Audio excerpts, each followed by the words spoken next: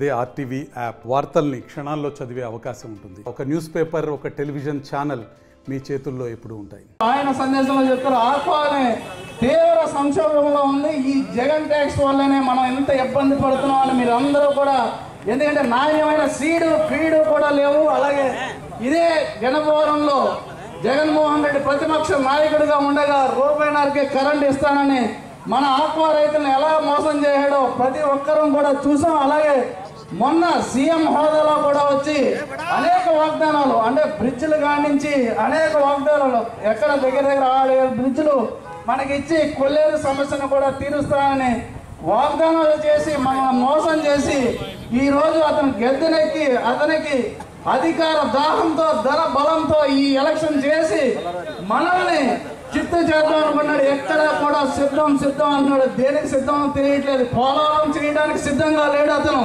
అలాగే అమరావతి నిర్మించడానికి సిద్ధంగా లేడు అతను.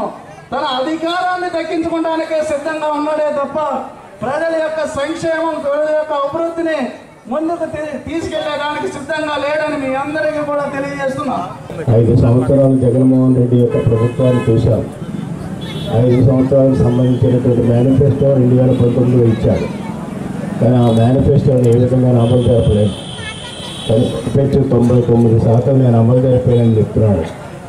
ఒకటి అడుగుతున్నాం, గణపవరంకి సంబంధించినంత వరకు నా గన్న ఆంజనేయ గారు చెప్తున్నాను. ఇంతకుముందు కూడా నేను వచ్చాను జేఓబీసీ మీటింగ్కి. ఆక్వా మన ధర్మరాజు గారు చెప్పారు, ఆక్వా కల్చర్ సంక్షోభంలో ఉన్నది.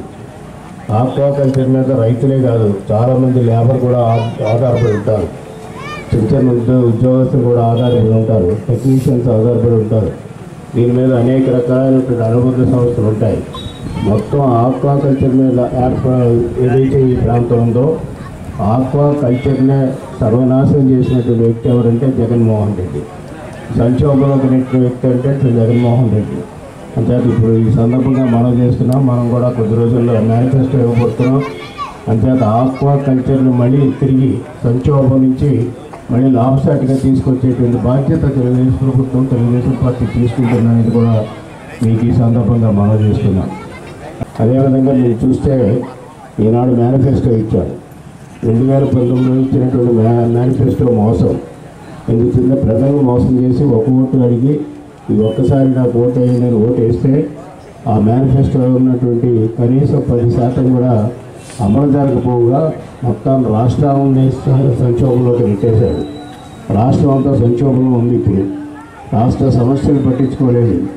వాళ్ళు సంపాదన పట్టించుకున్నారు తప్ప వాళ్ళు మాత్రం సుఖశాంతులతో జీవిస్తూ ఉన్నారు. ఎవరైతే మరి పరిపాలన చేస్తూ ఉన్నటువంటి నాయకులు ఉన్నారో, దానికి నాయకత్వం వహిస్తున్నటువంటి జగన్మోహన్ రెడ్డి ఉన్నాడు.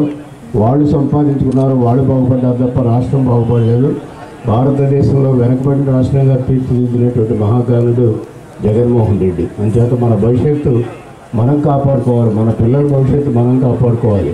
మన పిల్లల భవిష్యత్తు బాగుండాలంటే మనకి జనసేన, బీజేపీ, తెలుగుదేశం పార్టీ కూటమికి ఓట్లు వేయించి మన పిల్లల భవిష్యత్తును కూడా మనం కాపాడాలి. మన కూటమి అభ్యర్థి అయినటువంటి ధర్మరాజు గారిని, అదేవిధంగా మహేష్ని ఒక ఓటు సైకిల్ మీద, ఒక ఓటు గ్లాస్ మీద వేసి గెలిపించవలసిందిగా కోరుతూ, ఇంకా లేట్ అయినప్పుడు కూడా మీరందరూ కూడా ఈ కార్యక్రమాన్ని జయప్రదం చేస్తుంది ప్రతి ఒక్కరికి కూడా పేరున కోరుతూ సెలవు తీసుకుంటున్నాం. మరిన్ని వీడియోస్ కోసం ఛానల్ ని సబ్స్క్రైబ్ చేయండి. లేటెస్ట్ అప్డేట్స్ కోసం వాట్సాప్ ఛానల్ ని ఫాలో చేయండి. అండ్ లింక్ డిస్క్రిప్షన్ లో ఉంది.